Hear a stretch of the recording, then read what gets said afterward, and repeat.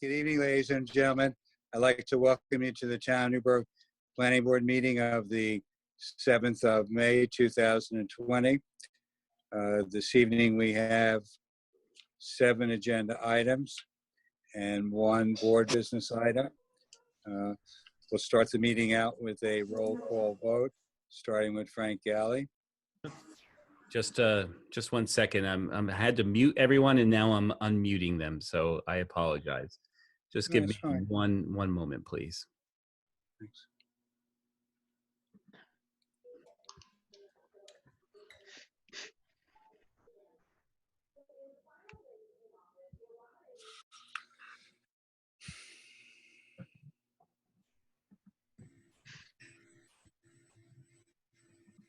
Okay, that should be all the board members and consultants have been unmuted now. My apologies. Thank you, Dominic. We'll start with Frank Galley.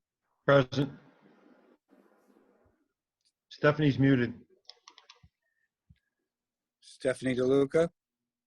She's muted, John. She is here but muted. And I'm sorry, there's a number of people that are joining, so if you would just give me a moment.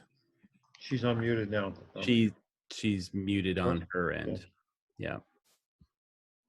Okay, she's here. There she is. There you go, Stephanie. I'm present. Great. Present. Present. Present. Present. Okay, and with us this evening, we have our consultants and attorney, if they would introduce themselves. Yes, thank you, Mr. Chairman. Dominic Cordisco of Drake Loeb, Planning Board Attorney. Pat Hines with McGoey Hauser and Etzel Consulting Engineers. And Worsted, Creighton Manning Engineering, Traffic Consultant.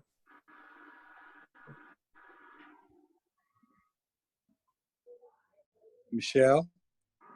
Yes, Michelle Canero, stenographer. Okay. At this point in the meeting, we'll turn the meeting over to Pat Hines.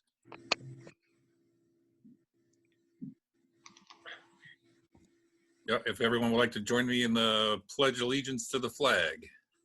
Thank you. Can't have a flag for us last week. Yep, I'm coming. There we go.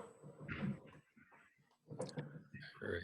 I pledge allegiance To the flag of the Of United States of America, and to the republic for which it stands, one nation, under with God, liberty and justice for all. Justice for all.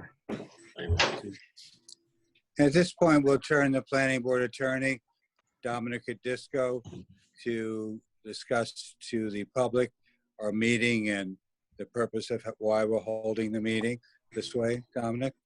Yes, thank you, Mr. Chairman. This is the Planning Board's May 7th meeting.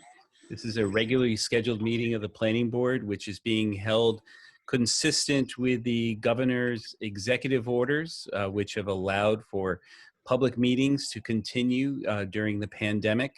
And as a result, this meeting is being held via video conference as well as teleconference. There is a transcript of the meeting that is being prepared by the board stenographer, Michelle Canero. She's here and present and is recording everything tonight. So if people would speak plainly as well as one at a time, we're doing our best to host this meeting so that we can have an orderly presentation. And the transcript of this meeting will be posted on the town's website, as well as a recording of this meeting as well, so that anyone wishing to review it after the fact may do so. Thank you, Dominic. The first item of business this evening is BJ's Wholesale Club - Newburgh. We had a public hearing on it on the 16th of April. We had kept the public hearing open, I believe, until the transcripts, I believe, were posted on the 23rd or 24th of this month, of April. The public then had 10 days to either write in or email in their comments. We have not received written comments or email comments. The property is located on Route 17K in Auto Park Place. It's in an IB zone, and I believe it's being represented by Mazer Consulting. Good evening, John. Andrew Featherston. Good evening. How would you like to proceed, John? We showed the plans previously. We showed the sign previously. How could I help the board? Pat Hines, can you answer that for us? Sure. The project, as the chairman stated, the project was before the board at the last meeting for a public hearing on a special use permit for the electronic sign in accordance with the town's relatively new sign ordinance.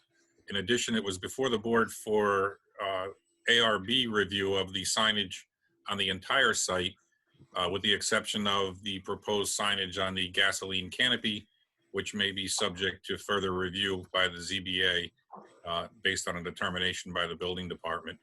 So the site plan has a valid approval, and it was before us for signage and ARB. This on the screen now that everyone can see is the electronic sign, which was subject to the special use permit, depicting the proposed dimensions. The Martin Chevrolet portion along the top and the BJ's and the Salisbury Bank along the bottom are static portions of the sign, and the center portion of that sign, which currently says Memorial Day all-day sale, is the electronic LED.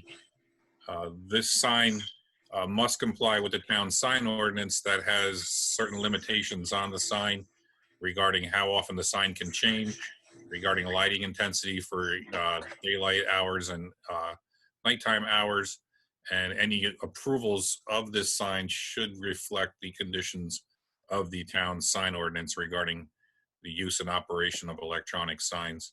At the last meeting, or the last two meetings, this has been before us. We reviewed signage throughout the site, and I think the board's aware of that. In addition, as we're speaking here, either now or at the end of the meeting, I'd like to discuss with the board a potential field change regarding the stormwater management facility. Thank you. Andrew, are you in agreement with Pat's comments? Yes, 100%. Yes. Dominic Cadisco, can you speak to the board as far as the negative declaration? Would we be reconfirming our negative declaration from the 16th of April? What's your advice? My advice would be to confirm the negative declaration that was previously adopted. The public hearing has been held, and there has been no public comment. But nonetheless, prior to taking action, the board could affirm its negative declaration. For the record, I just wanted to also state that this was circulated to the Orange County Planning Department, and we received back a local determination letter. Thank you. Before we turn to our attorney, Dominic Cadisco, to give us conditions of approval, any questions or comments from our consultants or board members? No comment. No comment. No comment. No comment. Okay, so then I think the first motion would be to listen to Dominic Cadisco, planning board attorney, to give us conditions for final approval. Once we acted on that, then we'll discuss the field change. Dominic, please. Yes, thank you, Mr. Chairman. The conditions of this approval, which for the record would be a site plan amendment as well as a special permit and ARB amendment for the signage for this property. The conditions would be all those prior conditions that were contained in the prior approvals for this project, including the prior amendment. If you recall, the project received one amendment already in relation to the road access into the site, but would also include for this particular approval compliance with all of the zoning requirements regarding the electronic sign, and all other standard conditions would also apply. Okay.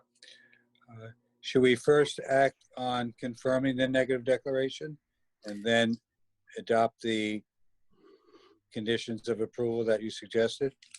Yes, sir. That would be cleanest and would also be contained in the transcript as well. So there would be a clear record of that. Okay, would someone make a motion to adopt and confirm our negative declaration that was made on the 16th of April, 2020? So moved. Second. Moved by John Ward, second by Dave Dominic. Yes. Thank you. I'll ask for a roll call vote starting with Frank Galley. Aye. Aye. Aye. Aye. Aye. Aye. Aye. Motion carried. At this point, we'll open up to discussion. Ben Hines, you want to speak with us on the matter of a minor field change? Sure. This project has a under parking lot storage, an underground storage for stormwater, its stormwater management facility. The applicant's engineer has done some additional soil testing, and you can see there, right, as Ken's drawing up, those items in the center of the screen depict the stormwater management facility in two parts right now. They've done some soil testing on the site and found that there's some better infiltration rates in the soils, basically in the center between those two proposed units, and then more to the west where Ken's indicating now. So the applicants have provided my office with a detail revising the stormwater management plan to move those units together and kind of place them where under the parking lot where Ken's indicating now roughly.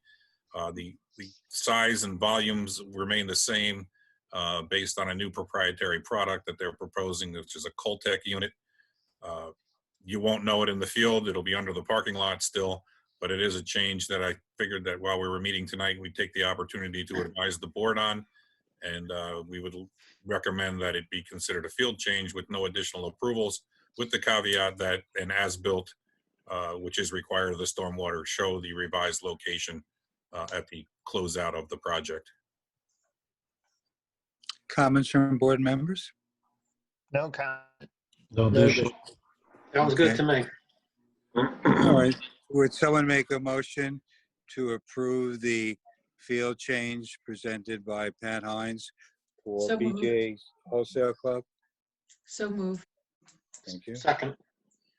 There was a motion by Stephanie DeLuca, a second by Cliff Brown. We'll have a roll call vote starting with Frank Galley. Aye. Aye. Aye. Aye. Aye. Aye. Thank you. Motion carried. Thank you, Andrew. Thank you, Mr. Chairman. Thank you, guys. Appreciate it. Okay.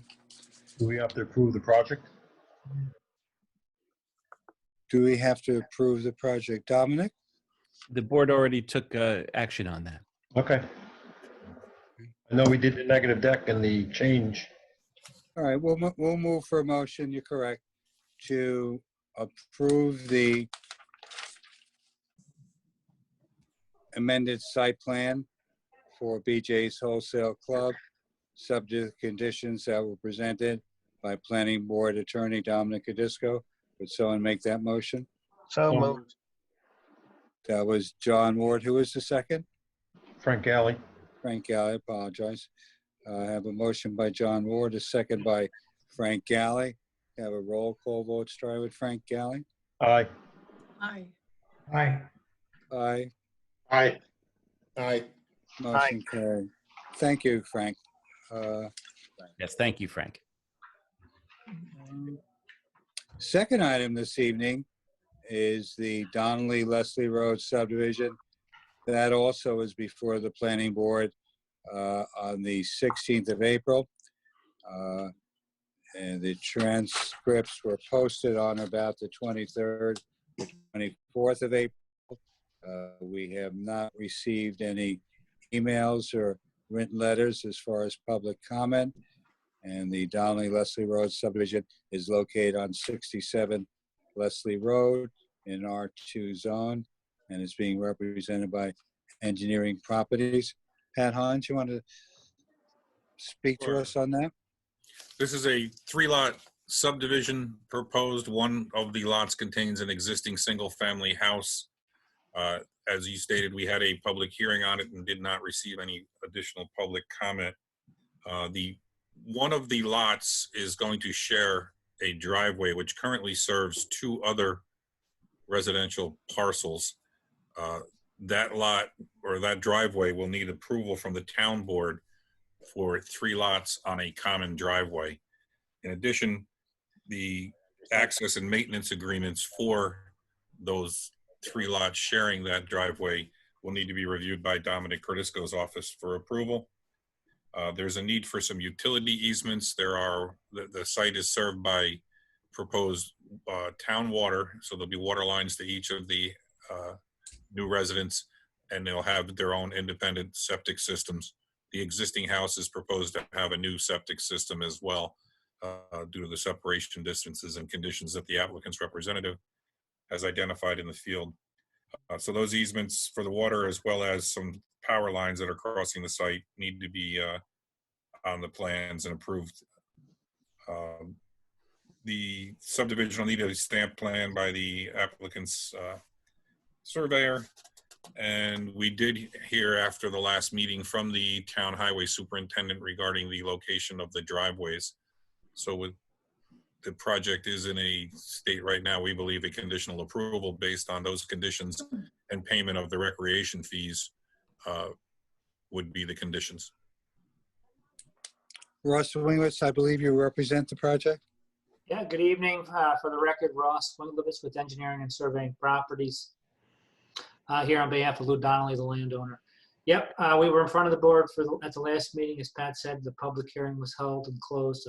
There was no comment, and we've received no comment since then. One of the items on Pat's list was the 3 driveway issue in the town board. We have applied to the town board, and as well as looped in the fire department. So we're just waiting to get on the agenda for that. Other than that, everything else is pretty ministerial. Just for a matter of record, the local fire department in that area is which fire department?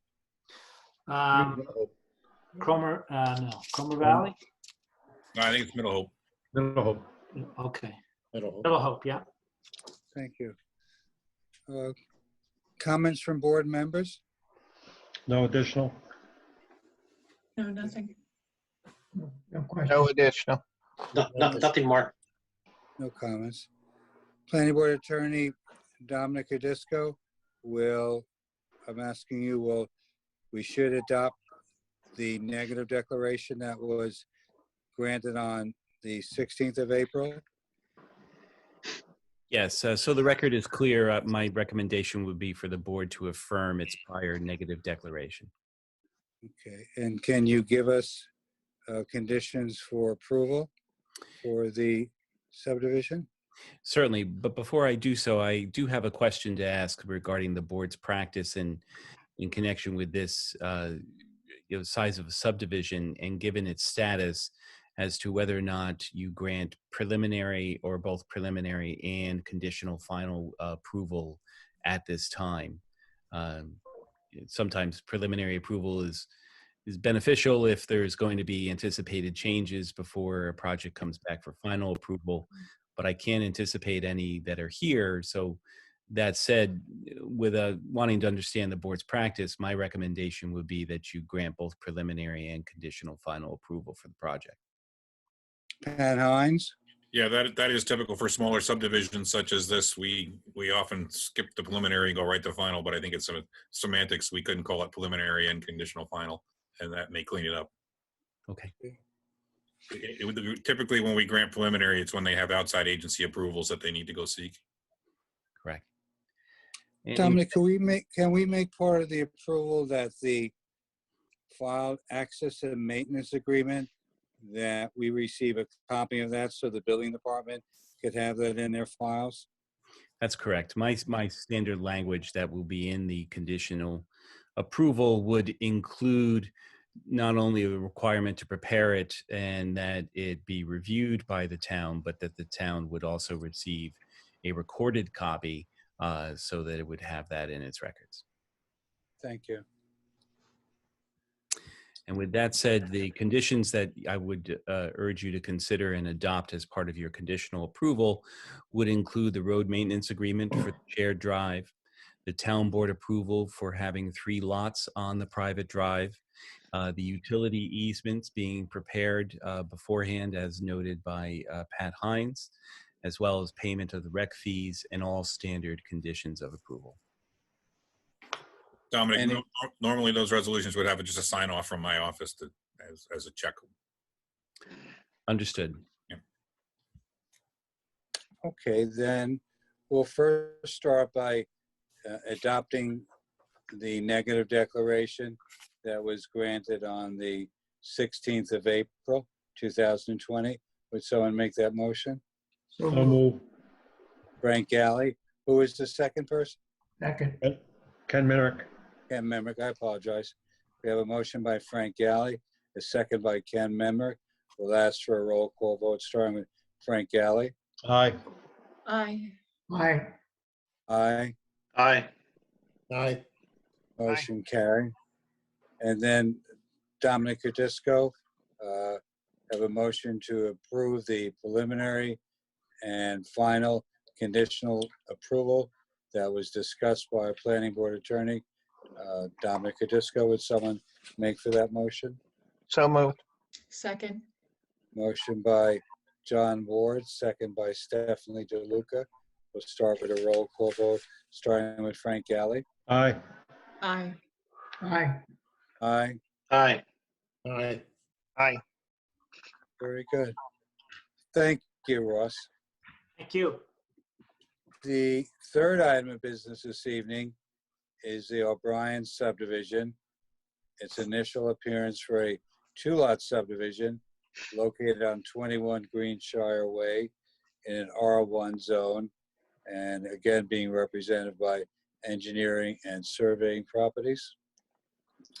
Good evening. For the record, Ross Winglebitz with Engineering and Surveying Properties here on behalf of John O'Brien, the applicant, for a 2-lot subdivision of his property on Greenshire Way.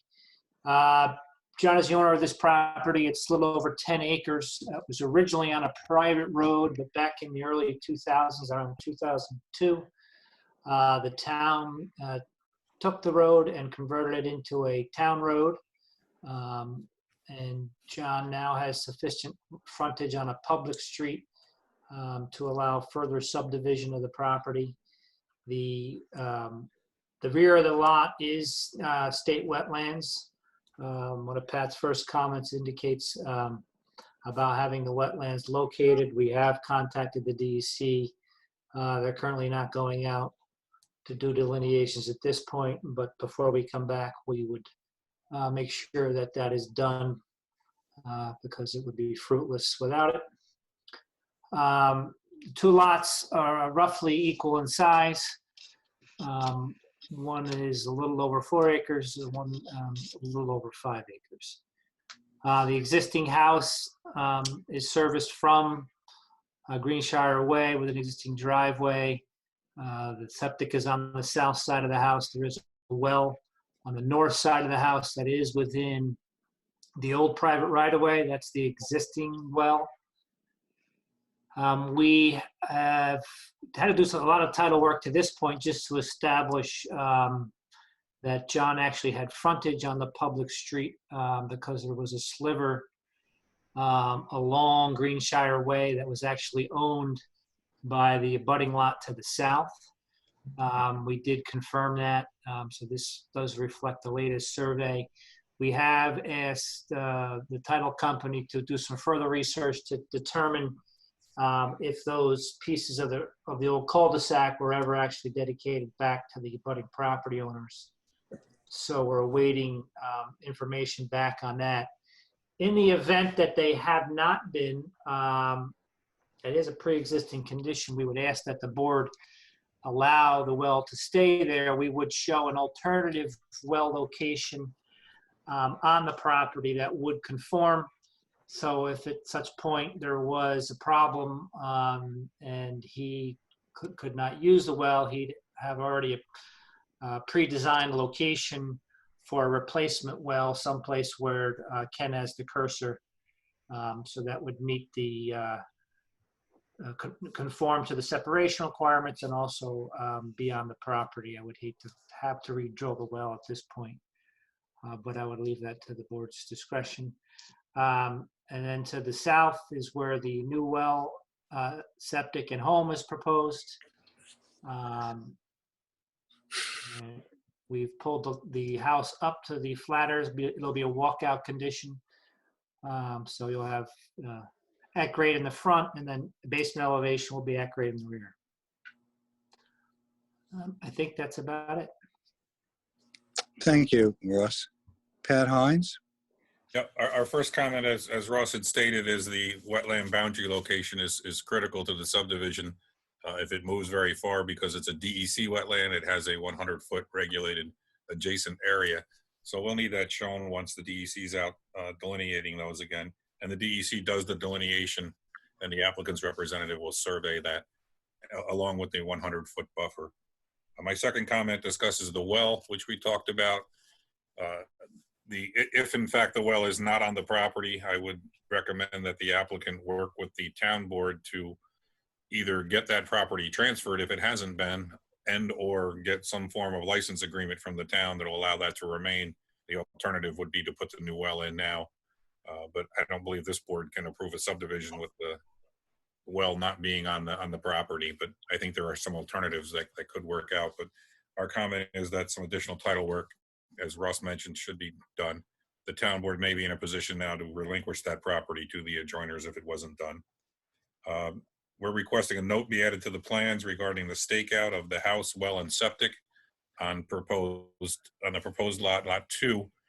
Each of those items are at the minimum required setback. As I mentioned in the work session, wells have to be 15 feet off a property line. Septic systems have to be a minimum of 10 feet off, and the house is shown at the front yard setback. So we're requesting that standard note that a survey be provided to the building department and those items be staked out in the field prior to construction to eliminate any potential issues there. I'm suggesting that the board issue the applicant a waiver regarding topography anywhere from the wetland boundary out into the wetlands, as by definition those are probably relatively flat and there's no issue with no construction in those wetland areas. Yeah, I think that is actually, there is topography on there. It's just that it is so flat that it's not shown. I could probably add a couple spot elevations. I'm fine. Or we get the waiver, whatever works. I think we're okay then if it's just flat from back there back. The highway superintendent's comment on the new driveway should be received. Ross is aware this, the surveyor's stamp needs to be on the final survey plan. And we're suggesting that the house elevation, finished floor elevation, and the lowest sewerable elevation when the septic designs are done be provided, because the proximity of the septic system to the grade of the house, there could be some issues with people not being able to put plumbing in the basement and such, or if the plumbing's too low, the septic system may end up too deep. So we're suggesting that those two items be added. But the property line issue with the well and the DEC wetland boundary are the two significant issues that will need to be worked on before it comes back. Okay, Dominic Cadisco, Planning Board Attorney.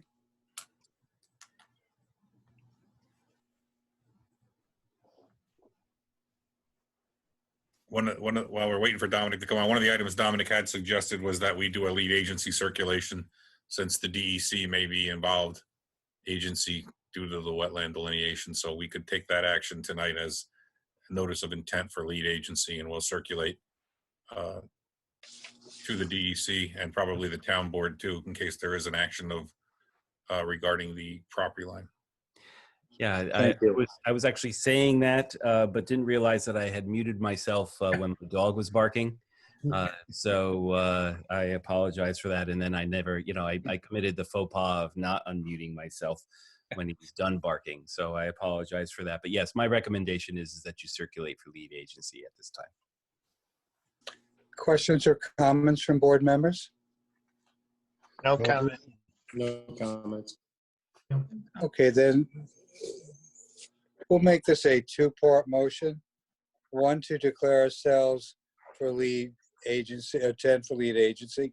And the second part of the motion is to waive the need for the topo for the entire property, which is required by code. I'll make a motion, John. Thank you. Motion by Dave Dominic, second by John Ward. Have a roll call vote, starting with Frank Galley. Aye. Aye. Aye. Aye. Aye. Aye. Aye. Thank you, Ross. Thank you. We'll go off, get the delineation done, get some soils testing, and try to resolve that well issue and be back with a resubmission. Thank you. Ross, will I have your attention? Yep. And this might be a good time to stop for a moment. Jay Samuelson, who is a principal with Engineering Properties, he and I were discussing today the resubmission of the Young Subdivision, which is up in the northern quadrant of the town of Newburgh. And Pat Hines will let us know it's going before the Marlborough Planning Board. If the Marlborough Planning Board does declare a negative declaration, and that'll be before our meeting of the 21st of May, then we would make an agenda item. In the course of speaking with Jay, and I was rather confused on this topic, no one is picking up maps. So Jay has said, John, I prepared 12 maps. And I said to him, at this point, we're doing everything online. So I haven't been requesting maps because there's a cost to generating maps. So while I have everyone here, is there anyone who has an interest, and will they pick up the maps? And in that case, I'd rather make it a standard and not have this conversation from this point on. So I'll speak with Frank Galley. Frank, are you interested? And we could coordinate where and how to pick up the maps. But first and foremost, Frank, are you interested in receiving maps? Yes. Okay. Stephanie Deluca, Yes. Ken Memrick, Yes. Johnny Wasutin, yes. Cliff Brown, yes. Yes. And Okay. me, yes. Okay. All right. So, Ross, if you would extend my apologies to Jay Samuelson, and counting the amount of members that we spoke in favor, which I believe, including myself, would be 7. We want a copy for Jerry Canfield. We want a copy for Councilman Manley. And Pat, I don't think there's a necessity at this point for Jim Osborne to receive a copy. Is there anyone you want to add to this list, which is now, I believe, approaching 9 people? Yeah, no, I think that's the list. I did take the opportunity to email the consultants the application we received today. So Okay, so make it 10 because I need one for the planning board file. So one more time, Russ, let Jay know that I apologize. We'll take 10 paper sets. 10 copies. Very good. John, while we're on that subject, just let us know the protocol for what you want to do for how we should be picking them up, when and where and all that. Yeah, I think, we'll talk about that, but Yeah. I whether it be the Monday, I guess I have to hear from everyone, not that it's not my decision to make. I'll do what's necessary. As an example, there's a picnic table on the rear side of the building department. Providing it's not raining, I'll try make it my business to have it on that table, whether it's the Friday before the actual meeting or the Monday or Tuesday. But I'll wait over the course of the next couple of days to hear back from everyone. Yeah, John, I picked mine up in the box out front. Is that how? Up the you ramp. spoke to I walked Yeah, up. that's a good idea. We could, commingle it with the Dropbox. Yes, I picked it up in the Dropbox. I just called ahead and asked them if I had anything in my box, and if they said yes. She said, we'll put it outside in the Dropbox for you. I said, okay, fine. And All right, so if Jerry Canfield is fine with that, then I'll run it by Jerry. Then we'll depend upon his staff to receive the call and make the drop in the Dropbox. And we'll go from there. Electronic copies, John, when we drop off papers, do you want us to, when we get back and confirm they were dropped off, do you want us then to send you and the consultants an electronic copy? Dominic Cardisco, Pat Hines. Yes, that's very useful for me. Correct. And I actually worked that out with Jay already because he's sending me my Marlboro copies that way. So Good. I think it was a good mistake I made today. Give me the opportunity to correct my temperament, which always happens. But this has been sort of a quiet matter that hasn't been discussed, and we have to talk about the real world that we're living in today. Thank you all. Thank you. Thank you. All right, our fourth item of business this evening is Gasland. It's a 2-lot subdivision in site plan located on Route 9W. It's in a B and R3 zone and light overlay. It's represented by Chasen Engineering, and I think Chris Lapine is the engineer for this. And we'll open the meeting up now. Good evening, Chairman and members of the board. Thank you. We were last before you in August of 2019 to discuss the proposed subdivision, which involves the creation of a 1.0 acre lot to house a convenience store and 6 pump islands for a proposed fueling station and convenience store. The property, to most members of the board, they're familiar with, is where Pat's towing operation is currently working out of.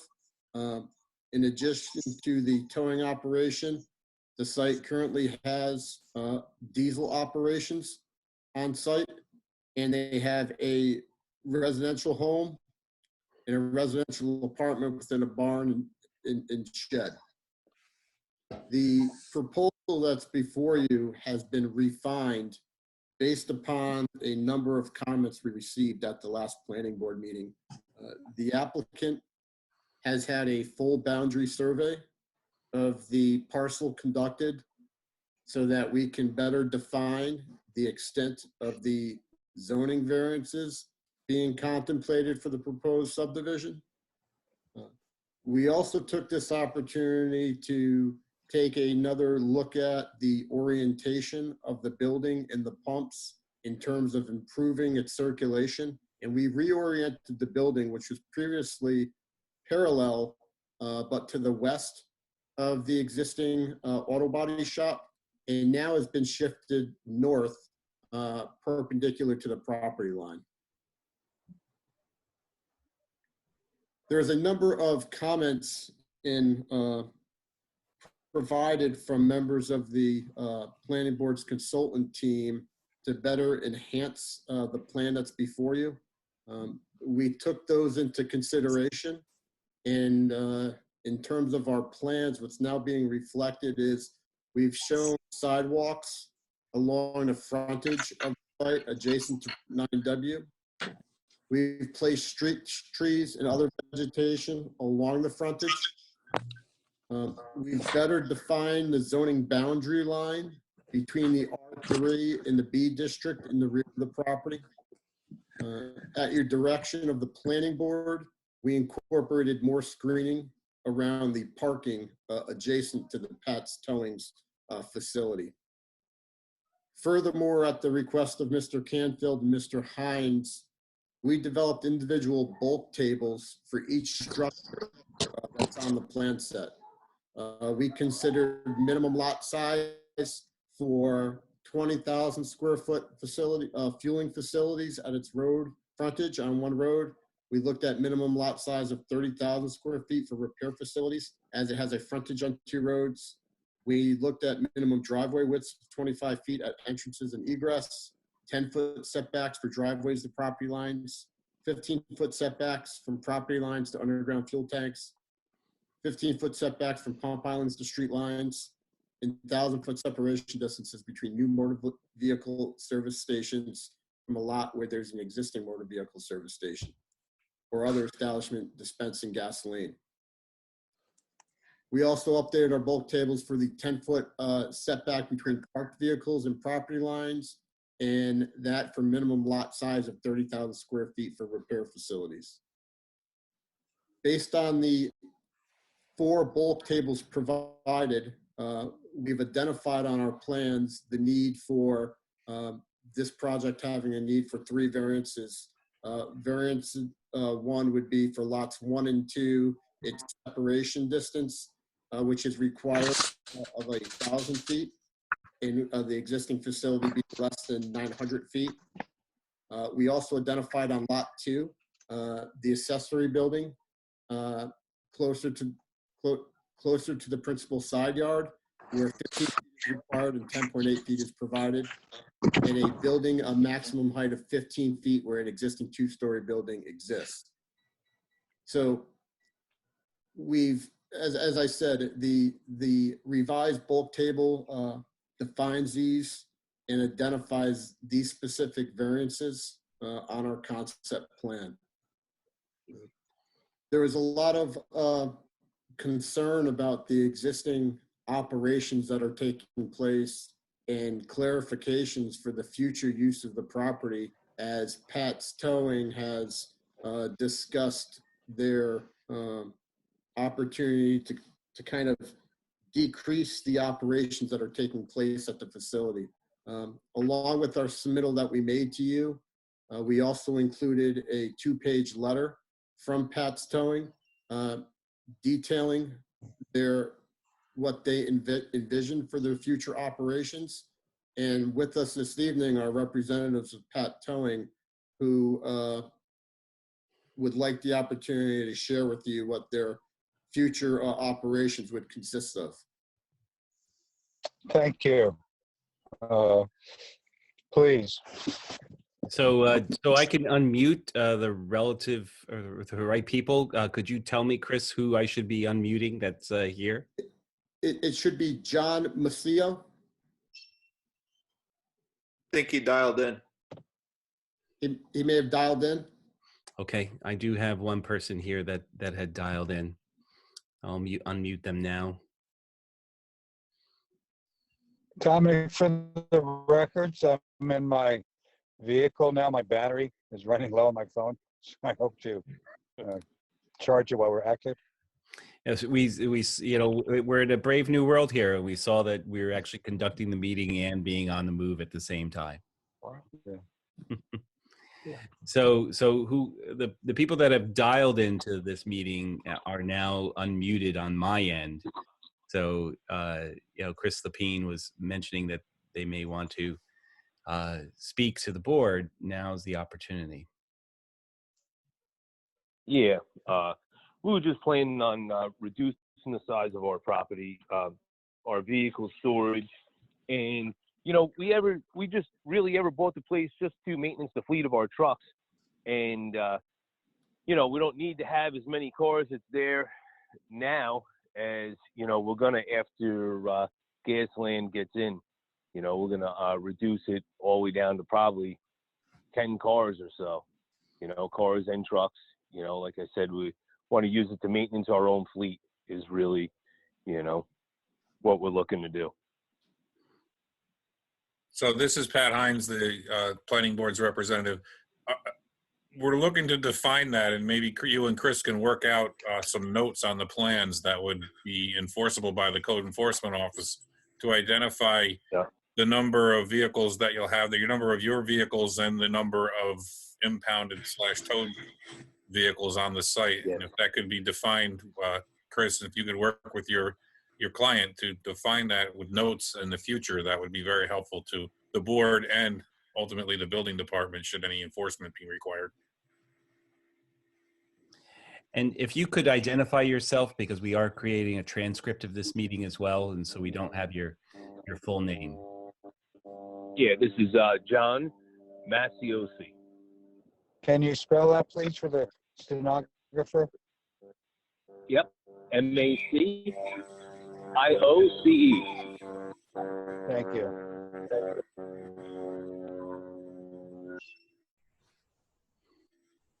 Okay. Okay, mute them 'cause- now that we've discussed the matter of storage and now Pat's towing, i.e. John, will be managing the property and we'll get an outline from that. We'll step back into Pat Hines and site plan issues. Sure. Our first comment is in the bulk table, the front yards from Route 9W are 60 feet in accordance with section 185-15-4B. And Chris, I know you have the comment. So that bulk table, the building structure as they're located meet it, but it's just cleaning up the bulk table. We've identified the same variances as Chris Lepine has. Lot 1 and 2 for distance to motor vehicle service stations, and the factor here is the existing Stewart's site. But I also believe that lot 1 and 2 may need variances from each other. So as you go to the ZBA, I think you should include that and discuss that with them, as they are both, by definition, motor vehicle repair sites. So you're going there anyway, so let's make sure that they don't need a relief, and if they do, to grant that. And then the accessory building closer to the street than the principal building, the 15-foot side yard setback, and the maximum height. We'll need to indicate the height of the accessory apartment / garage building so that we can define the variance that you're seeking from the 15-foot maximum to what the building height actually is. And those are the variances that are be required. You've schematically shown a septic on lot 1, but there are no septics depicted on lot 2 for any of the structures, and those will need to be shown, realizing these are concept plans right now. The Pat's towing lot does not depict any curbing. Based on our previous conversations, I see that you've added pavement, but typically the planning board does require curbing, and I know DOT will require curbing coming in off their roadway at a minimum. So we need you to take a look at that in the future. Water service to all the structures should be depicted. The town code has a more stringent fire sprinkler ordinance than the state code, and the proposed structure, as well as possibly the existing structure, may have to be sprinklered. We'll defer to Jerry Canfield's office on that, but I know the proposed structure definitely will. So you got to take a look at that when you size your water lines coming down into the site. Ken Worsted's going to touch on the DOT aspects of the access drive, but I don't think the current layout meets the commercial standards, but I'll defer to Ken on that. This will have to go to Orange County Planning, but we'll wait until we have further detail, topo, grading, drainage, and such, to have a complete application to refer to them. We noted in the environmental assessment form that the 2 species of protected bats came up on that form. So any tree cutting, I don't know, there's a lot of trees on the site, but we may have to identify those, and there may be the tree clearing restriction required if there are trees to be cleared. There'll need to be a note on the plans requiring demolition permits for any of the structures to be removed on the site. A stormwater pollution prevention plan in compliance with DEC and Town of Newburgh regulations. The Town of Newburgh regulations are more stringent than the DEC, so a stormwater pollution prevention plan will be required, and the site will be addressed as a hotspot based on both of the uses, and that'll have to be addressed in the stormwater pollution prevention plan. We're also looking for the history of the site. When your applicants were here previously, we discussed this a bit, but any history of previous spills, leaking underground storage tanks, and the use and removal of the existing petroleum tanks should be addressed for the board as part of their lead agency and seeker review of the project. The EAF did identify spills. They don't give you the information where, but they may be on this site based on your client's previous representations that they buy petroleum impacted sites and remediate them, which they disclosed the last meeting. So we'll need that information. And then our last comment just has to do with additional review once we get further into the design and back from the ZBA. When it comes back from the ZBA, we will be able to do our lead agency coordination, but we would normally wait until ZBA renders their decisions. That's all we have. Would the phase 1 that was conducted for the property address item 11 of the history of the site? It may. I think for the planning board, I don't know if the planning board's going to evaluate the whole phase 1. So, and I don't know that it was submitted to us yet, was it? It wasn't, but Yeah. we had that discussion with the owners of Pat's Towing. So typically a phase 1 would identify that, like an EDR search will show you all the historic spills on there. So if you have that information, that would be great. Chris, they have a phase 2. And a phase 2 they have. Okay. So you may have that information. We're just looking for it for the board's records. And it may be that you submit the entire document if you feel comfortable doing that.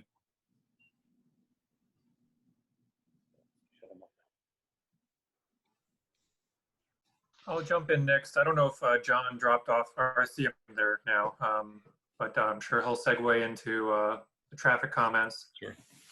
So we took a look at the site, your change in orientation. We sent out our comment letters. As Pat had picked up, the curb radius, namely on the north side of each of the driveways, is very tight there. Obviously, it doesn't match the southern sides of that. So DOT will definitely want to take a look at that as the work will be in there right away. The driveways now are 3 driveways going down to 2, so we think they'll look favorable on that. A sidewalk is provided across the frontage, consistent with some other recent projects that we've had through that corridor. So I think that's in line with that. We would suggest also that the sidewalk from the front of the building just be connected out, to the main sidewalk running north and south through there. There is underground fuel storage tanks shown on the east side of the canopy. We presume a gas truck will park, kind of in this direction, discharge, refuel or refill those tanks and then circulate out through. We'd like to see that just demonstrated, but it does look like it's going to be adequate, as is the garbage dumpster retrieval. We had looked at the site selling diesel gasoline and question whether there might be any big trucks. However, there's a number of gas stations along the corridor which are smaller. They're not necessarily designed for the tractor trailer style.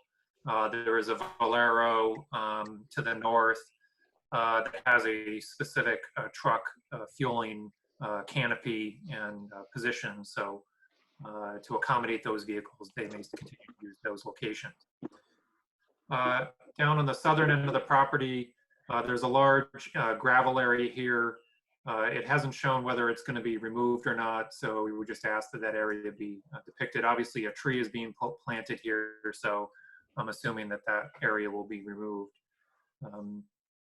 There is a cross connection between the towing business and the Gasland convenience store area. There's a sliding gate right through here.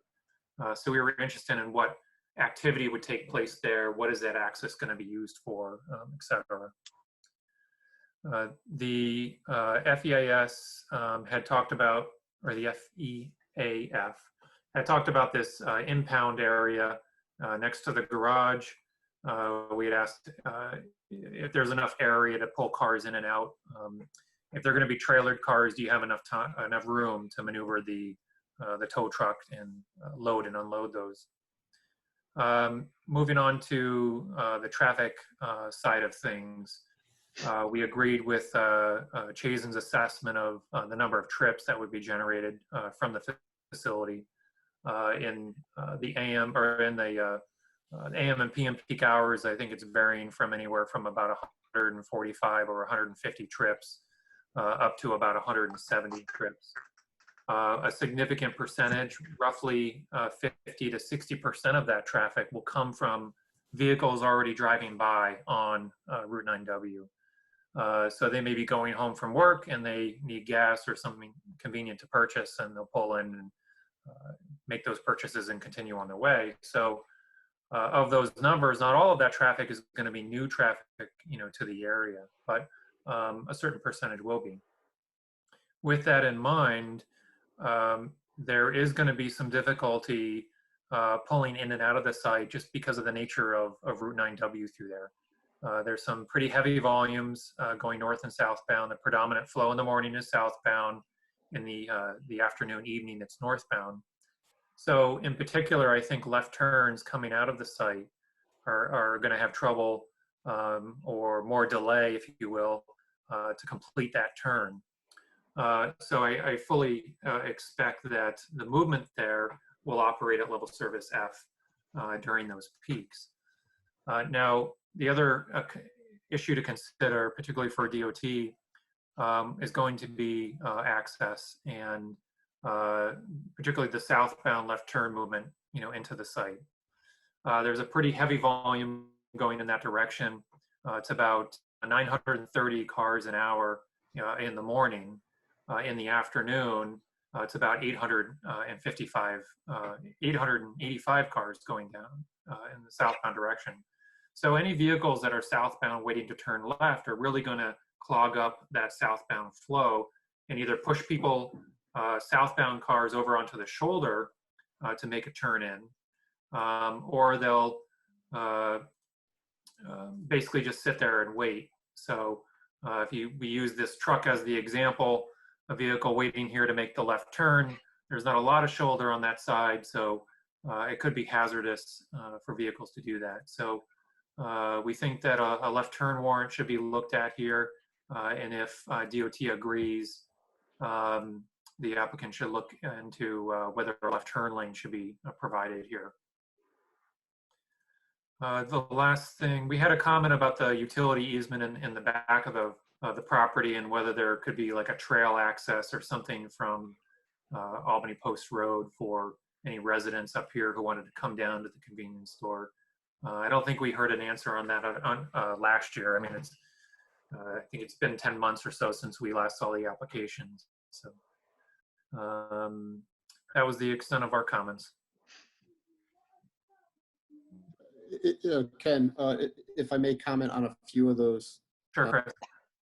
We certainly plan on engaging with the DOT, but we believe it's premature for us to do so without knowing that this project has legs, and legs equals variances from the ZBA. Yep. So we certainly appreciate your input, and they're all comments that we're going to take a look at. With regards to the sliding gate between the two properties, what we did that for was, in the event if Pat's Towing ever had to use their large tow truck, we wanted to be able to give them the opportunity to pull forward into our property. We took a look at those turning movements. They needed, at the point of where we show on our plans where we show the 48 feet between their building and the pavement, they needed approximately about another 30 feet. So we have that 26.5 feet here along the island, and then another 3 feet out. That would provide them the opportunity just to stick their nose into our property and back it in. And that was the intent of that. The frequency of the use is only in the event they had a large tow truck. It's a 10-minute inconvenience, and based on the area that they would occupy, it wouldn't impact traffic on our site or pedestrian circulation. Does there need to be any type of cross-access easement or anything like that? Might be a comment for Dave or for Dominic. There very well may be. Okay. And I agree with you. Better to go and check those zoning issues first before you get DOT up to speed. And Chris, just a comment on that gate. I would put a note on there that the gate's normally closed, just to keep it from becoming a cross through. I'm back from the office. Okay.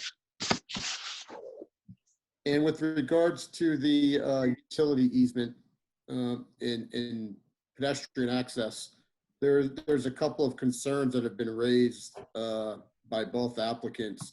One being the steepness of the terrain as it goes from Old Post Road to the west. It's not meant as a traversable path. And secondly is with some of these cars that may be impounded here, there's a security concern about giving it open access for pedestrians to walk within 10 feet of the building. I appreciate that. Thank you. Comments from board members? None at this time, John. No, that, none at this time. Thank you. Any questions at this point? Cliff Brown? No, I think we have to wait on those variances and see what happens there and then go from that point. Dave Dominic? No additional questions. John Ward? No additional. All right, would someone take the time, Dominic Cadisco, to discuss the variances needed in the referral letter that'll be sent to the ZBA? Yes, thank you, Mr. Chairman. By my count, there are 4 variances that need to be referred to the ZBA for their consideration. The first is 2 actually are related to the distance to other dispensing stations or automotive facilities. There's the one that's been identified for the 900 feet to the nearest Stewart's on 9W. But in addition to that, as noted by the board and during the work session, was that the creation of the subdivision, which will put on 2 separate lots, Pat's Towing and the Gaslamp facility, that would also require either an interpretation from the zoning board that does not require a variance for the 1,000-foot separation distance, or if it does require a variance, that they apply for that as well, because it will be on 2 separate lots and 2 separate uses. As identified by Chris Lapine as well, there you have the side yard setback for the accessory structure. 15 feet is required, but is only 10.8 feet is provided, as well as the variance for the height of that structure, which is a 15-foot maximum height. Thank you. So would someone make a motion to have Dominic Cadisco prepare a referral letter to the ZBA for Gaslamp Petroleum? So moved. I have a motion by John Ward, a second by Frank Galley. I'll ask for a roll call vote. Aye. Aye. Aye. Aye. Aye. Aye. Aye. Motion carried. John, I can't pronounce your last name. I apologize, the owner. The planning board appreciates you finding the time to discuss your plans and the intent of the use of the property. Thank you.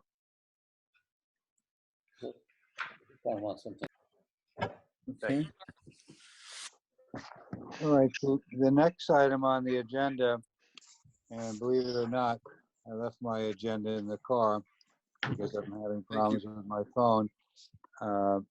So I would ask that someone read the, no, there it is, thanks. Good, so not a good phone. I should have thought to charge my phone. The next item on the agenda this evening, slow down, is the Ridge, FKA, the Loop, the Marketplace. It's located on, let me step over. It's a project status update. It's located on Route 300 and Route 52.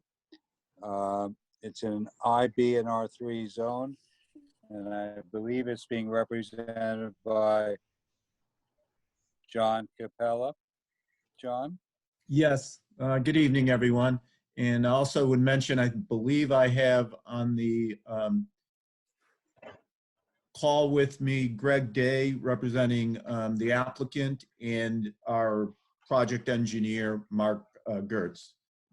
And really what we're here tonight is to request that the board reapprove this development that was approved originally back in 2007 and has gone through several iterations, and most recently approved as amended in 2017 for approximately 700,000 square feet of retail use. It was, thoroughly reviewed, went through a full environmental impact statement review, a finding statement. That finding statement was revised, and the last consistency determination is part of your application package, was issued in 2017. The 2017 approval was good for 2 years, and you were required to pull a building permit within 2 years or a 1-year extension. We did the 2 years. We got the 1-year extension. The applicant did pull demolition permits and did some work to demolish 3 homes and kind of reconfigure the cul-de-sac on Brookside Avenue. Did some fairly substantial clearing and grading work to install a couple stormwater basins, as you can see on the property, and started grading in the access road. So they've also posted bonds in approximately a little over $2 million, $2.6 million of performance bonds with the town, and another bond of $900,000 with the New York State DOT to secure the improvements that they need to be made. As you can see, it's a substantial development, and we live in a very volatile time. So the applicant is actively marketing this site, but in order to do so, we believe the best action is to ask that the board reapprove it, to start the time frame again, to comfortably give the applicant time to continue to market, to develop this. It may well have to be modified, which means the applicant would come before the board again, but it would keep all the work that has been done, which is still valid. There hasn't been a lot of development around that area. Would keep it valid and would keep the options open to hopefully pull a nice rateable and job creator in this area, because I believe we all know that it is going to be vital to when we come out of this pandemic to have job opportunities and some ratables for our communities. So you have before you all the documents. We put in everything that is required for an application. I know it was discussed earlier. We've asked the town board to consider waiving the application fees, but that's something that the town board would have to consider, and we will make sure that's addressed before the next planning board meeting. Really, what we're asking the board here to consider tonight is to allow this to be referred to the county planning department, since this is technically, even though nothing at all has changed, a new application. So they would have 30 days to review it. We would hopefully get that out quickly and make sure, even if 30 days haven't passed before the board's next meeting, to do what we can to make sure the county gets their comments in. We would ask, since there are absolutely no changes, that the board would consider waiving the public hearing on this and allow this to move forward. I said I have the project engineer Gertz here today, as well as Greg Day, if the board has any further questions.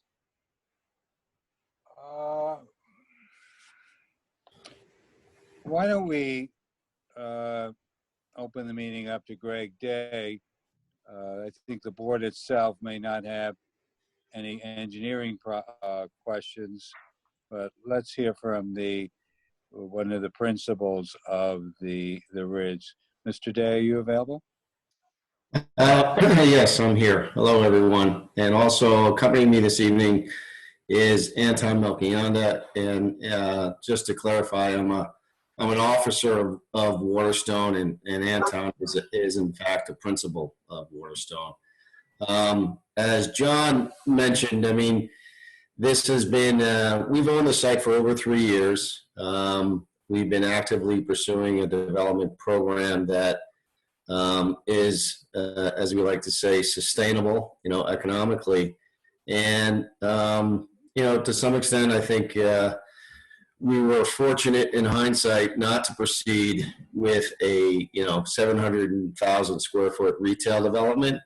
But, we are actively pursuing a high density, development program. Prior to the COVID crisis, we were in active discussions for an entertainment use. We had performed both an economic impact and feasibility study, that really kind of validated that could be a viable program here. Leveraging off of Legoland opening up and some of the other tourist attractions. Again, we're in a new world right now, so we have to react to market demands.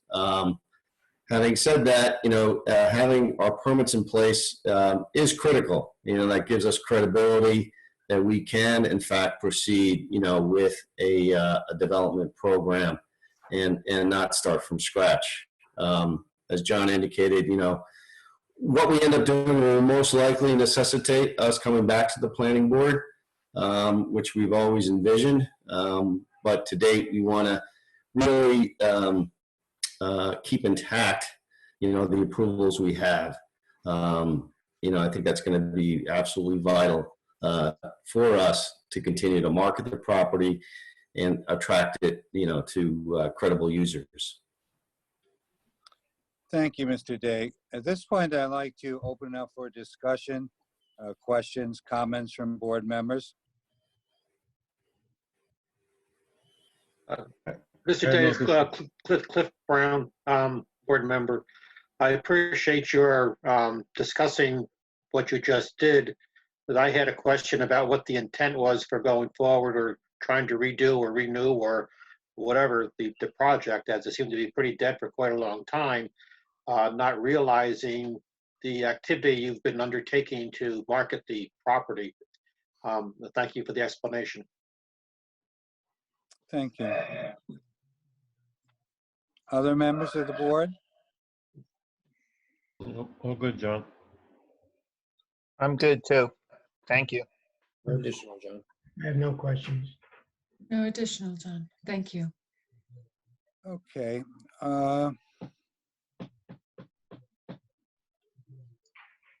Let's hear from Dominic Adisco at this point. Dominic? Yes. What's our foundation? What's our grounds? Are we in a position to make a motion to refer this to the Orange County Planning Department, as John suggested? Yes, my suggestion would be to follow all the procedures that you would typically follow. What you have in front of you is an application for a new approval, which is based entirely on the plans that were previously approved in 2017. Unfortunately, all the available extensions have been granted, and the applicant wishes to maintain their approval so that they can continue to market and develop the property in accordance with the plans that were previously approved. The only way to do that, now that all of the extensions have been previously granted, would be for this mechanism which you have in front of you, which is for the board to consider a new approval. And as such, a new approval requires certain procedural steps. The referral to the county planning department is a jurisdictional step, meaning that it is required for certain applications, which this is one of those types of applications that must be referred to the county planning department. And so it would be an error to simply move on the reapproval without making a new referral, even though the referral itself should note that this was previously approved plan and that no changes are proposed. But nonetheless, it should still be made to the county planning department. And in addition, the board, as noted by Pat Hines, has the discretion to whether or not to hold a public hearing on site plans. And so the board could decide tonight whether or not you wish to hold a public hearing on this new approval for the previously approved set of plans. And approach to the matter of fees. John, you're going to be moving forward and speaking to the town board, applying to the town board as far as fees? Yes, yes, we will, For the benefit of the planning board members who, some may be and others may not be, familiar what the fees would be for a project of this size figure? I frankly would have to look. I don't know if Greg recalls what they were before, but probably. Let me turn to Pat Hines. Pat, quick ballpark shot at that. For 800,000 square foot, 700,000, they're substantial based on the town code. John, I don't recall what they are either, but they would be in the hundreds of thousands of dollars. They could be closer to maybe $130,000, $160,000 in application fees, not to take into consideration the escrow fees that would go along with it. Okay, so let me start by polling the board members to see if they'd want to have a public hearing on this. I'll start with Frank Galley. Well, John, considering that we had a public hearing in 2017 and the public, no one in the public spoke up or showed up, the plan hasn't changed as of yet. So I would hold it probably for the future to when they do come back and make some changes, to hold a public hearing then, instead of holding one now and hearing the same stuff that's been going on for the last 3 or 4 years, and just, prolong it as it goes. So I'm not in favor of holding a public hearing right now. Okay. Stephanie DeLuca? I would have to agree with Frank in that regard. So yeah, I don't see the need for it right now. Thank you.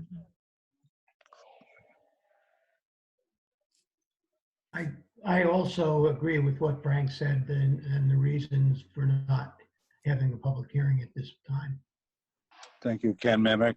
And I'll follow the suggestion by Frank Galley and move to waive the public hearing. Cliff Brown? Yes, I agree too. At this point, it seems to be more of a technical nature of what we need to do for this particular issue, and almost guaranteed they'll be back. And I'm sure there'll be a hearing involved with the next iteration. Thank you. Dave Dominic? Yeah, I'm in agreement with the fellow board members. At this time, I believe, John, it is too premature to have a public hearing. It wouldn't be complete or concise. Maybe it's something to look at in the future. Okay. John Ward? I agree not to have a public hearing.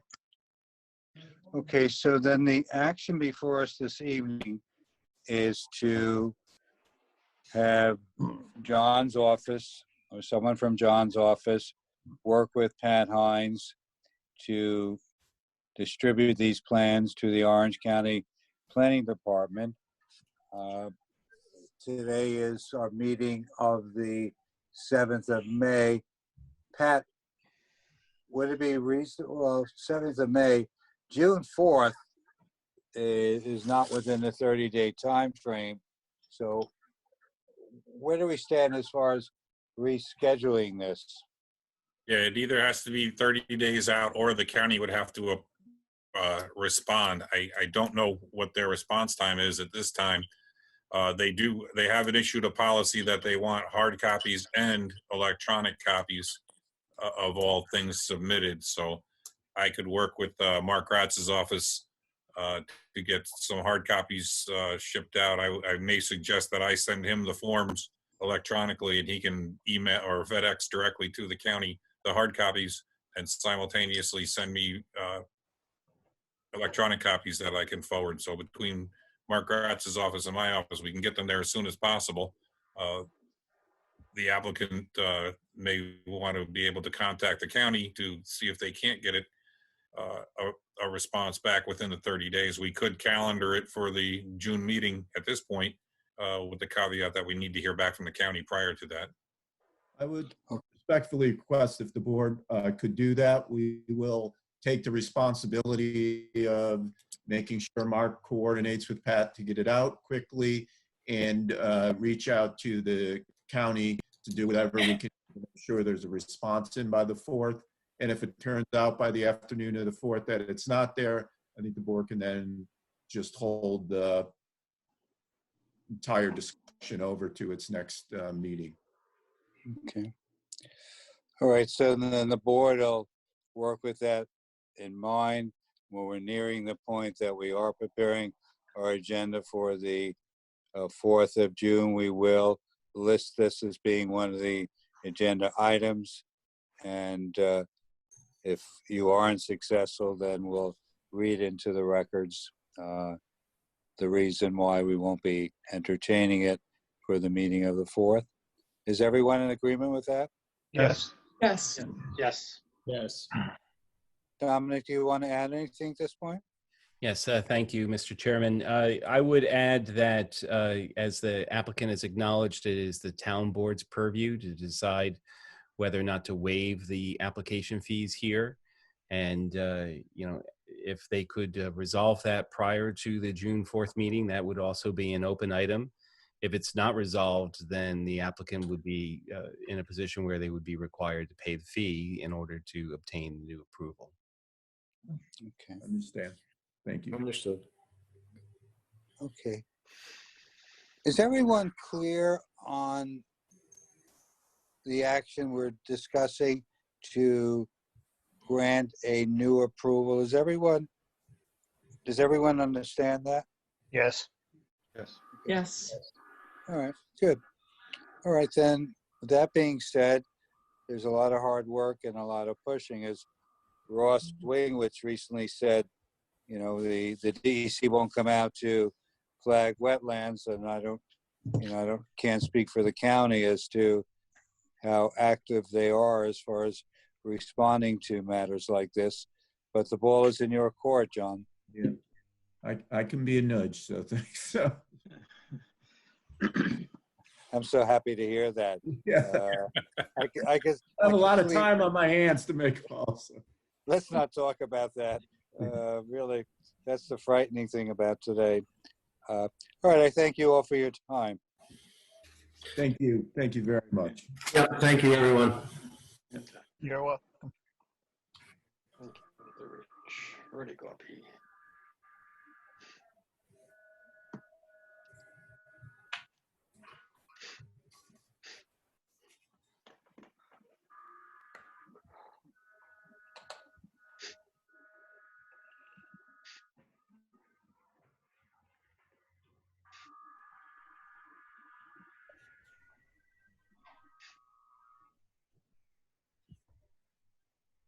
Did we lose you, John?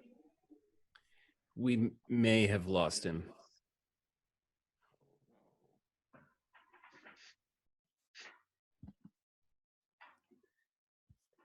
John, can you hear us? Yes. Yeah, can you hear me now? Yes. Okay, thank you. I apologize. It's located in a B zoning district. It's being represented by Lothrop Associates, and we'll have you discuss with us. You did appear before the ZBA. The ZBA did grant an approval, and we'll move forward from that point. Good evening, Mr. Chairman and members of the board. How are you tonight? Good, thank you. So yes, as you said, we did appear in front of the zoning board, and we were granted our variances. Just for the records, introduce yourself. Oh, I'm sorry. My apology.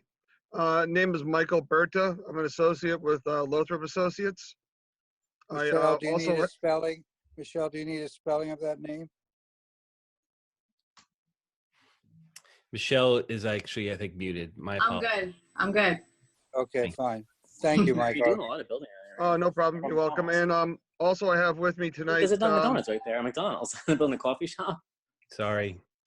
Unfortunately, other people got unmuted as well. Please proceed. So, Michael, with you this evening, you have? I have Pat Brunetti from my office as well, and Dan Kohler, the project engineer. Thank you. So you received the review comments from Pat Hines. You received the review comments from Ken Worsted. And let's walk through those comments. We'll first start with Pat Hines. Pat Hines? Sure. Our first comment was just requesting the Zoning Board of Appeals approval. When you get that, if you could submit that to the board for their use. DOT's approval for the sidewalk will need to be addressed. And with that, I believe that we're going to have to circulate our notice of intent for lead agency, as DOT is an involved agency in this. I have a comment for Ken on the crosswalk that I know he'll touch on. County referral of this plan is required. I believe the plans are in good enough shape now to send them to the county. We can coordinate that submission with Lothrop's office. Just noted for the board, pedestrian scale lighting has been proposed throughout the site, which is 8-foot high light poles and bollard type lighting, so very low scale lighting is proposed. There are a couple of large light poles in the existing parking lot that are to remain that will kind of compete with that pedestrian scale, but the site itself has that pedestrian scale lighting that the board looks for on these smaller sites. Additional detail of the drainage is required. We had some comments on the drainage. I did speak to the engineer that's working on the drainage today, and we went over some of the changes that he's identified in the field based on the comments, and they will be updating the drainage scheme on the site. It kind of flows in a little different direction now that they've done some additional surveying, so we'll be looking for those revised plans. I did talk with the planning board at a work session regarding the paving limits, and it's more for the board's aesthetics, whether they wanted to strike a line across the paving rather than cutting across various parking lots. And Ken's highlighting where I meant right now is just to kind of delineate the whole site in more of a square geometry than the geometry proposed, but I'll leave that to the board. I wanted to confirm that the entire parking lot for the whole facility was going to be restriped. I'm not sure if that's the case, but I think we talked about that earlier. If I may? Sure. Our intentions, as we discussed at the last board meeting, is that our intention is only to restripe the area that we're working in. The striping that was shown was just to show what the for parking count only. The counting count, okay. Right, so yeah, like I said, as we discussed at the last board meeting, is our intention is only to restripe our area. Okay. I'm just turning the page here. That's the only comments we have right now. County planning, lead agency circulation is where we're. Just a question of the county planning. I believe the zoning board already circulated it to them? Because I know we had to wait a meeting because they hadn't heard back any comments from the county. So I know we had to wait. Yeah, Mr. Chairman, I could respond to that. You know, unfortunately, the zoning board refers what is in front of the zoning board at that time, which is the plan set for the area variances, and that was the only thing that would be under consideration by the county planning department. And each group has to make its own separate referral. Not a problem. Just thought I would ask. Good question. Ken Worsted, can you summarize your review? Thank you, John. So we looked at the recent plans provided. I did forget to send you guys a copy of, I marked up some details on the actual plans that I'll follow up with this after this meeting with those, but I did send over my written comments. We had a few comments in particular about the curb ramp, the crosswalk location and how it flares out here. There's some details, and maybe a different curb ramp might be appropriate here, given the distance between the curb line and the actual backside of the sidewalk. So those details are in my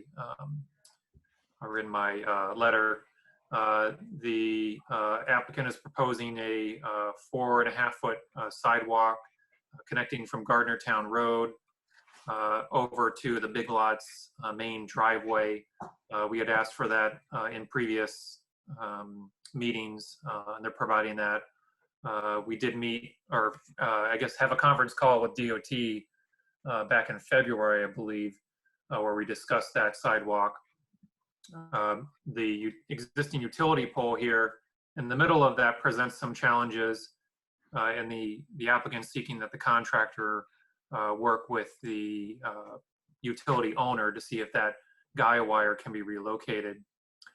If it cannot be, then I would suggest that the sidewalk just kind of meander around that, and it might take a few jigs and jogs through there, but there may be a route that can be satisfied with that. The one item that the planning board did ask about was the sidewalk over on McDonald's. I'll try, and I didn't have a chance to look that up as our workshop meeting pressed on to the end here, but I will take a look at that while others are talking.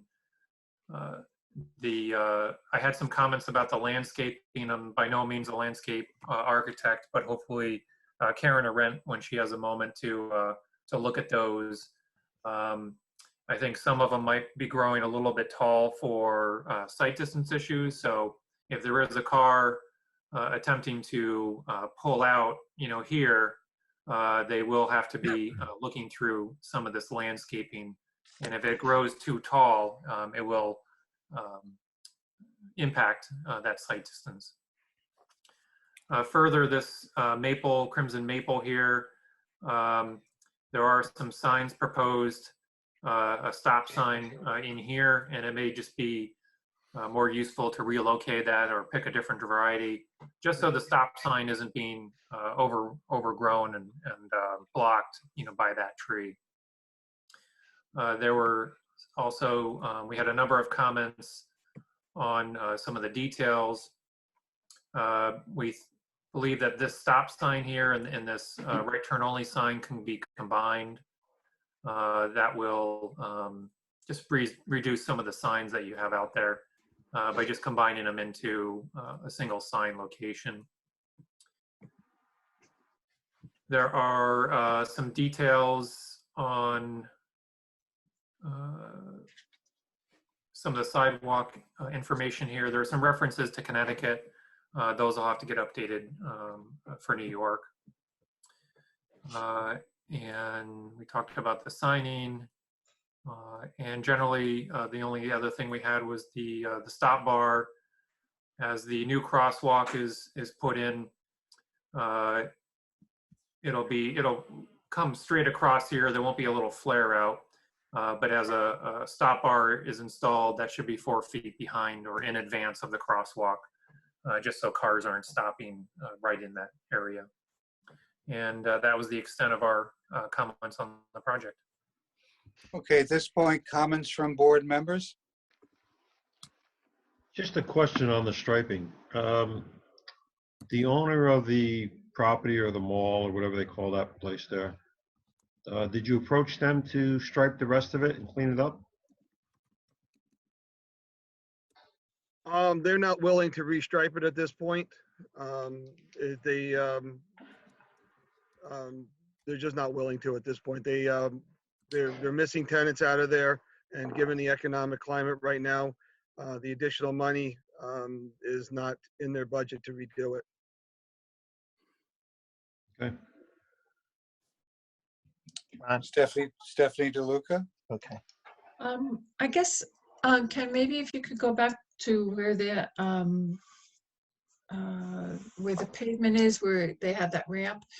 I guess I was just thinking that, was that particular part, yeah, that, was that more for handicapped? Is that the reason for that type of,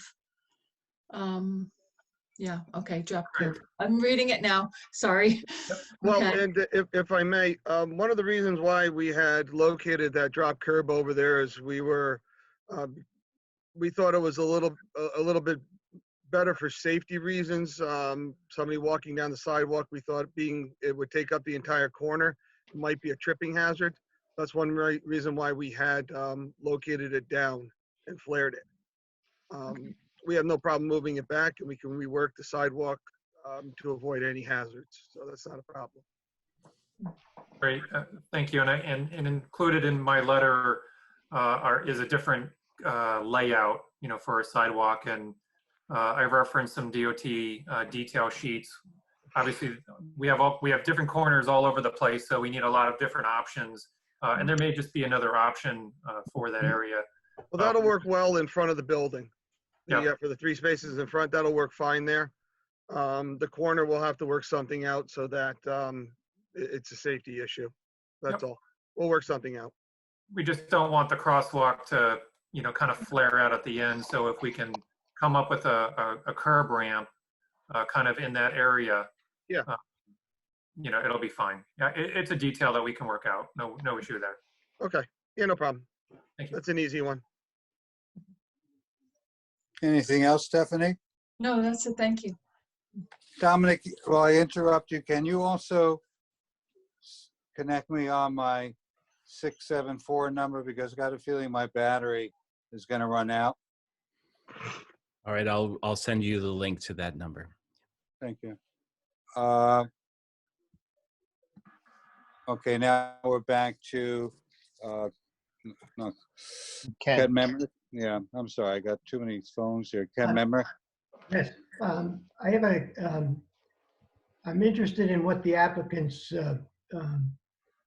response would be to what Pat Hines presented earlier about squaring off the parking area.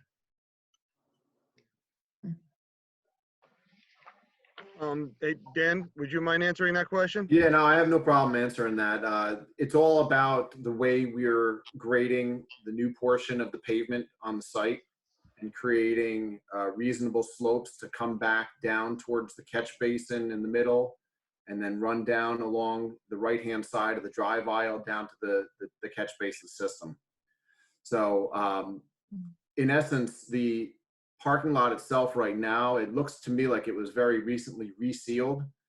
When we do a cut, just lost the screen, but when we do a cut like this with those angles on it, we'll be able to put a bituminous sealer in between them, and our new pavement will be dark black at the time of laying that new pavement. So I don't think you're gonna see any kind of, it's not gonna be an aesthetic type of issue at that point.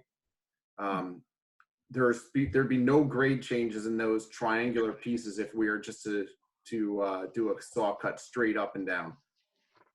So it'd be removing pavement just to put it back in exactly the same elevation and slope that it's at. And I'd rather not put the materials into that. Okay, thank you for that explanation. Sure. Okay. Cliff Brown. My thinking was on the same line that Ken was just asking, but I'd like to hear Pat's comments on that response. Yeah, I guess it's what the condition of the existing pavement. If it's fairly new, it may not look as bad as the transition that was mentioned. Ken, you had a screenshot up there before that I think showed the condition of the pavement from the streetscape. Yep. And it was strictly aesthetics that, in my thought, was, kind of cutting across those parking spaces. So, Can I make a suggestion? Why don't the board members find the time, go out in the field, take a look at it, and when the applicant comes back before us, after referral to Orange County Planning Department, we could voice our opinion based upon a field inspection. Can we do that? Sounds good. Yeah, I think rather than going back and forth with photos, we'll step up and go out there. Dave, Dominic, questions or comments? I was also going to comment on the asphalt, but I'll move past that. I just want to thank Michael and Dan there for taking into consideration that sidewalk and executing the sidewalk that I suggested. I think that's going to dress up that area, and we've also taken into consideration Ken's comments about putting that jog in there, especially where that guide wire is if you have to. Yeah, Thank that's you, not John. a problem. We will. We're gonna reach out to the who owns those guide wires to see what we can do, and if we can't move them, then we'll work around it. Thank you, John Ward. And my question is about squaring it off. I understand about cutting the pavement and trying to get for the water and everything else. How about if after you cut it and just seal it like a straight line, even though you're able to slope it down? Make a square with sealer, you know what I'm saying, the triangle there? Yeah, I guess if the planning board members go out there and they feel that it's not as much of an issue, then obviously we wouldn't need to do something like that. But if the planning board feels that it is an issue, Well, I'm I'd saying rather to seal make it it than look remove square. it and then repave it. Yeah, well, what I'm saying to you is you're talking about cutting it and putting new pavement in. And what I'm saying to you is the two little triangles up towards 32 and in the parking lot of just fill it in with sealer, make it look black, a square. Yeah, what I basically just said was that if the planning board doesn't feel that it's a problem, then we'll do what the plan says now. But if the planning board goes out there and feels that there will be an issue aesthetically, I would much prefer to do a sealer, like you're saying, as opposed to cutting it and then replacing it with pavement. Right, I'm not saying replace pavement, Yeah. that's all. And at the same time, I'm the one that mentioned McDonald's sidewalk. I'd like to see the sidewalk the same width, which I think is 5 feet, than 4.6, because of the width of people walking with strollers or whatever, handicap, whatever it is. You can have two people going down the sidewalk, but whatever the width of McDonald's should coordinate with your sidewalk. And you're correct, John. The McDonald's sidewalk, I was able to look that up. It is 5 feet going past the restaurant. Okay, Dan? Any Well, additional questions or comments from the board? Okay, then the action that we have before us this evening is to declare our intent for lead agency and circulate to the Orange County Planning Department. Would someone move for that motion? I'll move. Second. I have a motion by Frank Galley. I have a second by Cliff Brown, was that? It was Dave, John. Dave, the second by Dave Dominic. I'll move for a roll call vote starting with Frank Galley. Aye. Aye. Aye. Aye. Aye. Aye. Aye. Motion carried. Pat, you'll work with Michael as far as circulating to the Orange County Planning Department? Well, yes, we will. The other thing just to consider, John, I don't know if you want to talk about it now, is a public hearing. I know they had one at the ZBA. Okay. All right. We haven't made a secret determination yet, but I'm just wondering if the board wants to have a public hearing on this location. All right, I'll poll the board members. Frank Galley? I don't know what the turnout was at the ZBA. I haven't read the minutes yet. I don't know if there was any comment or people commented at all or showed up. Michael, can you answer that? Yeah, my memory is that there was nobody there that showed up. I concur with that. I listened in on that. That's correct. Both Ken and I were attending. And no one was there, Dominic? No one was there. Of course, this was 2 weeks ago during the pandemic, and this was a Zoom meeting very similar to this. No, our first meeting was prior to all of that, with the public hearing. We had to wait for the second meeting during the when that happened, only because they didn't get the circulation back in time from the county. It was our meeting was less than 30 days after the circulation to them. Understood. And due to the fact that they had a public hearing that was open to the public at the time before the pandemic, and there was no questions or comments, I feel we'll waive the public hearing at this time. Stephanie Deluca? I would agree also. Ken Memrick? I agree also to waive it. I move to waive the public hearing. Cliff Brown? I agree. Dave Dominic? I agree. John Ward? I agree. Thank you. Let the record show that the planning board waived the public hearing on Ready Coffee. Pat, thanks for your input on that. The next item of business this evening is the Madden subdivision. It's the initial appearance for a 3-lot subdivision located on Orchard Drive in an AR Excuse me, Mr. zone. Chairman. Excuse me, Mr. Chairman, if I may. I know that the Dominic had asked about the about the lead agency, I thought. Yeah, I think we Yeah, moved that a was- motion to declare Okay, our I'm intent sorry, for I lead missed that. agency and circulate to the Orange County Planning Okay. Department. My, Yes, sir. my apology, I missed that. It was done as one motion. Okay, great. Thank you so much. Thank you, everybody. Thank you, Good Michael. night. Okay, so the seventh item of business this evening is the Madden subdivision. It's a initial appearance for a 3-lot subdivision located on Orchard Drive in an AR zone. And I believe it's being represented by Zach Peters. Is that correct? Actually, Larry Marshall. There he is. Are you a licensed professional? Last I checked. Larry, Good to see you, John. It's been so long. It has been. Really nice to see you again. Same to you guys. Okay, Larry, you want to bring us along on the Madden subdivision, please? Sure. This is a proposed 3-lot subdivision of 6.448 acre parcel located in the AR zoning district. The parcel is located on the easterly side of Orchard Drive, basically at the county and town line between Ulster County and the town of Plattekill, and obviously Orange County and the town of Newburgh. This is a re-subdivision of the Northeast Construction Subdivision that was completed back in 2002. The existing parcel, as I said, is 6.44 acres. All the parcels located in the AR zoning district. And what we propose is to subdivide 2 parcels off of the front of the lot, leaving all the existing improvements on lot 1. So we propose that lot 1 would be 3.542 acres. Lot 2 would be 1.445 acres, and lot 3 would be 1.461 acres.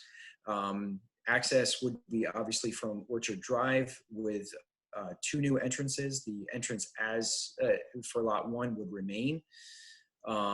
We have basically lined those entrances up to be across the street from 2 existing entrances serving properties across the street from Orchard Drive. As there's no municipal services in this area, we will have private wells and septic systems for these 2 new parcels.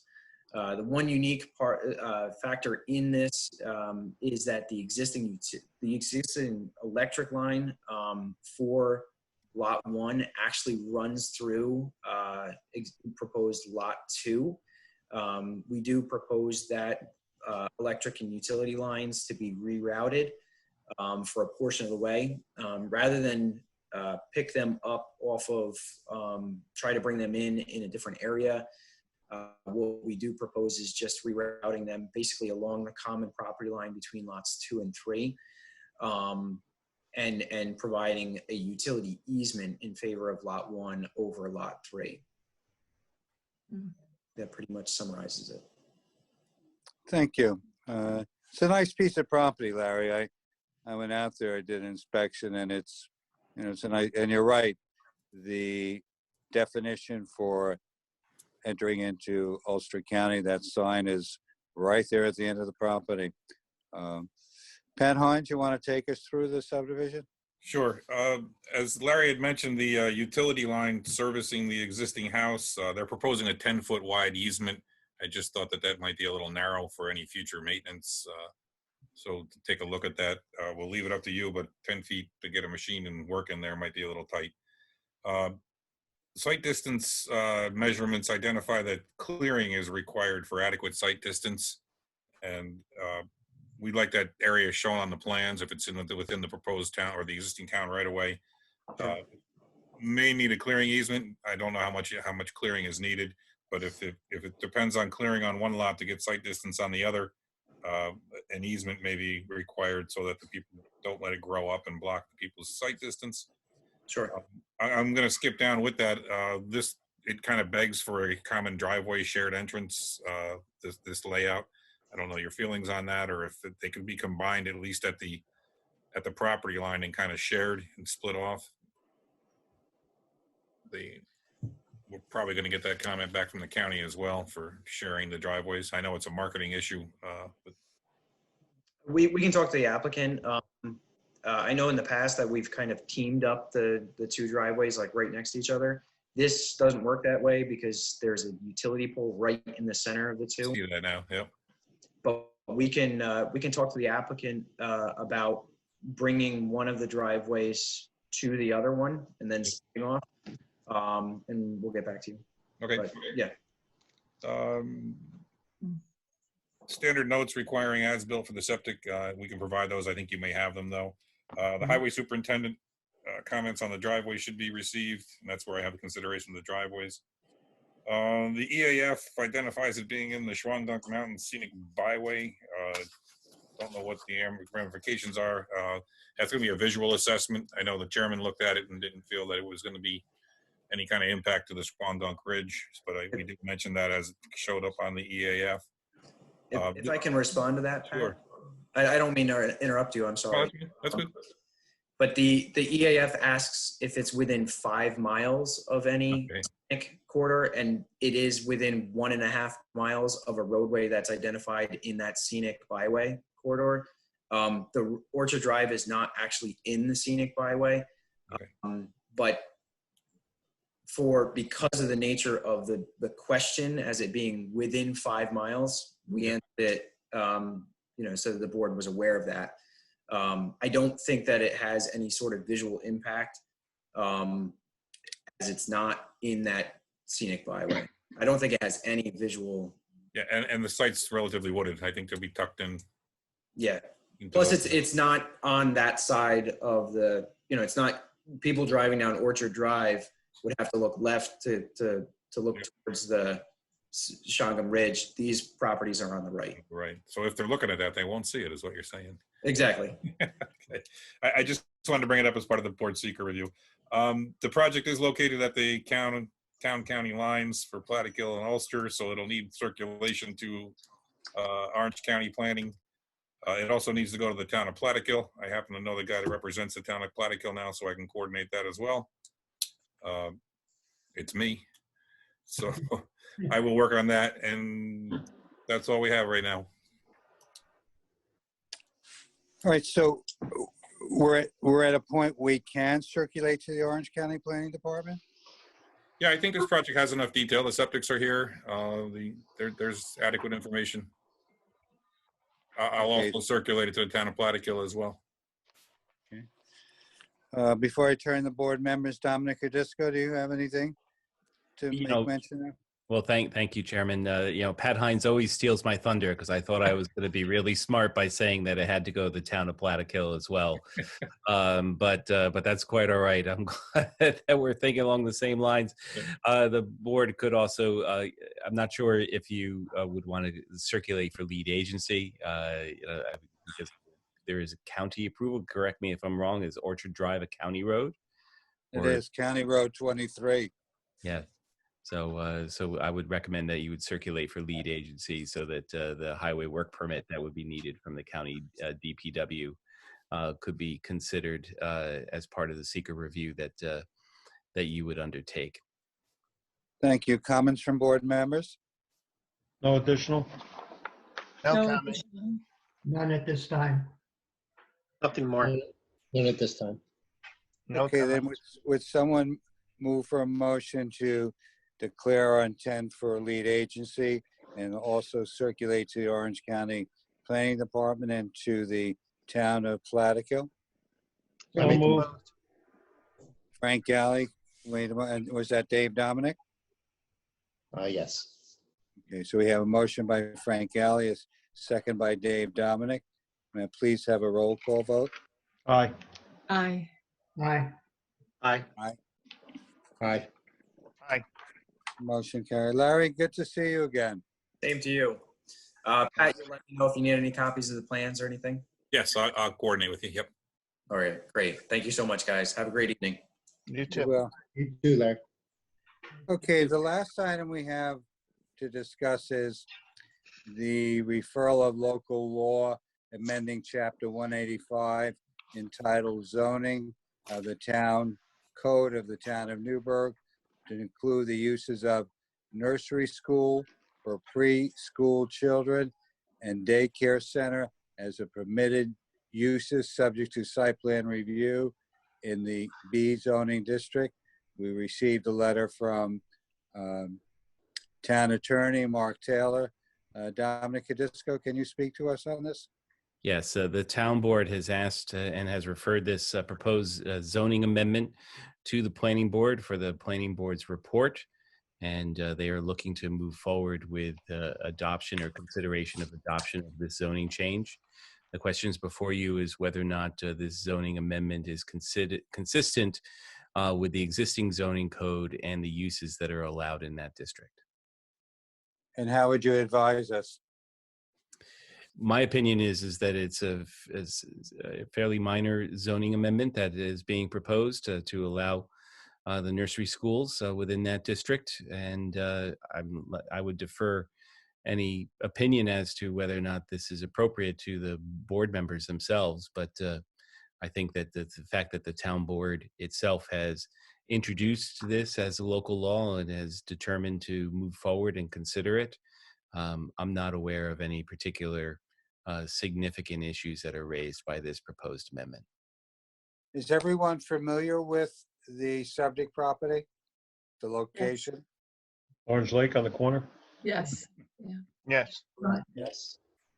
John, the question I have on it is, it's an existing operation that has daycare there. What, is it a non-conforming use now? Yeah, yes, it is. Yeah. Yeah, it is a non-conforming use now, and it got approval from the ZBA to utilize only one of the buildings. This came out of the fact that they wanted to use the other building in the past, and I believe it was converted for that use prior to getting any building permit, so it's been held up for a while. As far as consistency, the two largest ones, the one we're speaking of and the one on Route 9W, are in the B zone, so you do have these kind of uses in the B zone, and are they kind of seem to fit.